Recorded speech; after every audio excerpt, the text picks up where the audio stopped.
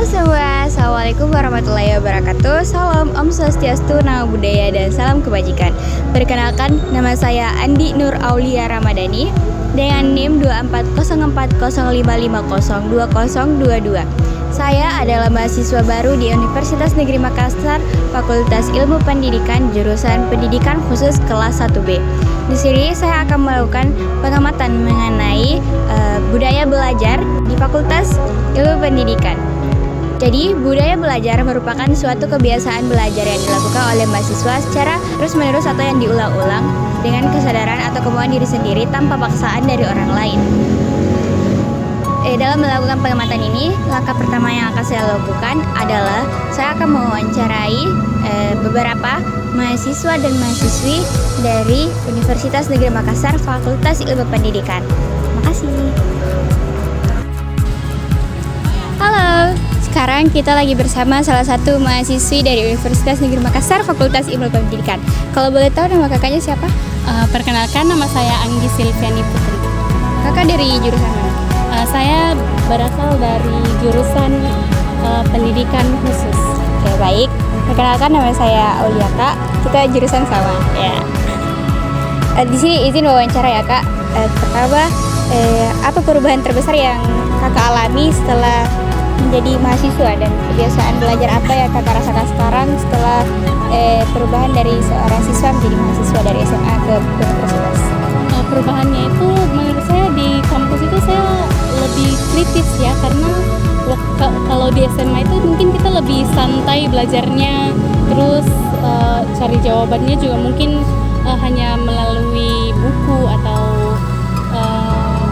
alat-alat bantu lainnya. Tapi kalau di kuliahan ini kita lebih mencari lebih luas gitu, bukan hanya dari buku tapi bisa jadi dari internet atau media-media lainnya, Kayak jurnal gitu. ya. Jadi dari sini saya merasakan perubahan yang sangat besar, dan di kuliahan ini pun juga saya merasa lebih kritis dalam belajar.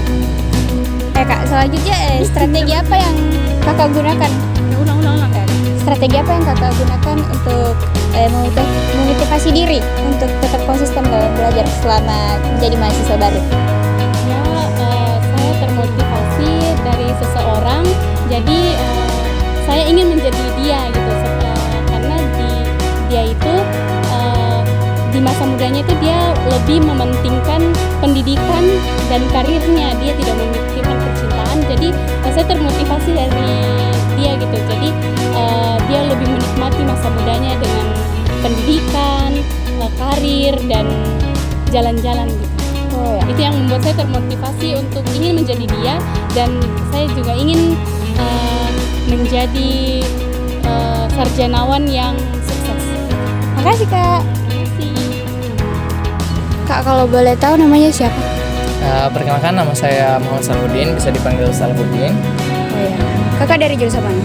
Dari jurusan pendidikan luar biasa atau yang biasa disebut PKK. Kakak asalnya dari? Asalnya saya dari Bima, tepatnya tuh di Provinsi NTB. Jauh ya. Kakak, saya izin wawancara. Nama saya Aulia. Saya mau tanya kakak, menurut kakak perubahan terbesar yang kakak rasakan atau kebiasaan belajar yang berubah sejak dari seorang mahasiswa SMA ke mahasiswa itu bagaimana? Menurut saya sih tentu saja besar banget perubahannya. Perubahan yang sangat signifikan yang saya rasakan dari cara belajar saya ketika SMA dan juga ketika saya belajar di masa kampus ataupun kuliah sekarang. Ketika saya belajar di SMA itu kayak masih biasa aja, kayak targetnya tuh masih simple-simple aja lah, target belajarnya masih simple-simple aja, kayak biasa aja, nggak terlalu fokus buat dapatin apa yang saya mau ketika SMA-nya, kayak misalnya buat ranking atau nggak dapat nilai yang bagus tuh masih kayak ya udah belajarnya tuh biasa-biasa aja.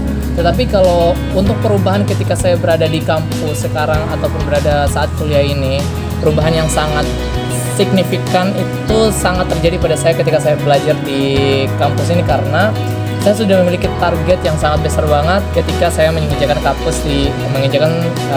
kaki saya di kampus. Seperti kayak sekarang saya menargetkan bahwa saya harus bisa lulus dengan cepat, dengan dapat sarjana dengan gelar, dan juga saya berencana insya Allah ingin mencoba predikat cum laude kalau Allah menghendaki. Dan juga saya juga menargetkan bahwa pembelajaran yang cepat lah, studi belajarnya selesai dengan cepat. Jadi yang saya rasakan itu perubahan yang sangat signifikan banget terjadi pada diri saya ketika perubahan dari SMA ke kampus. Seperti itu. Masuk Kak. Terus saya mau tanya lagi, strategi apa yang Kakak gunakan atau kayak motivasi diri untuk tetap konsisten dalam belajar selama masa kuliah ini? Saya motivasinya untuk belajar itu tetap konsisten ketika belajar. Ya, saya mengingat bahwa saya itu berasal dari Bima, saya juga merantau keluar daerah. Saya mengingat bahwa saya harus bisa selesai dengan cepat, studi belajar harus selesai dengan cepat, dan juga motivasi saya itu yaitu kedua orang tua saya. Saya selalu mengingat bahwa ketika saya merasa fail ataupun gagal ketika melakukan sesuatu hal, saya berusaha untuk mengingat kembali orang tua saya bahwa saya datang ke sini untuk orang tua saya, dan saya harus bisa selesai studi dengan cepat, kembali dengan pulang kampung dengan membawa gelar, membawa sesuatu hal yang besar menjadi perubahan ke kehidupan saya nanti. Intinya yang menjadi motivasi terbesar saya itu yaitu orang tua saya yang selalu mendukung, yang selalu menjadi support system saya ketika saya belajar ataupun menjadi motivasi terbesar saya ketika belajar. Jadi Kakak nanti libur semester ini pulang kampung ya? Insya Allah tahun ini buat semester yang ini nanti saya pulang kampung. Kalau cepat selesai UASnya nanti saya juga bakalan cepat-cepat beli tiket dan pulang kampung. Bakalan tahun baru bareng keluarga. Oke, makasih Kak. Ya, sama-sama.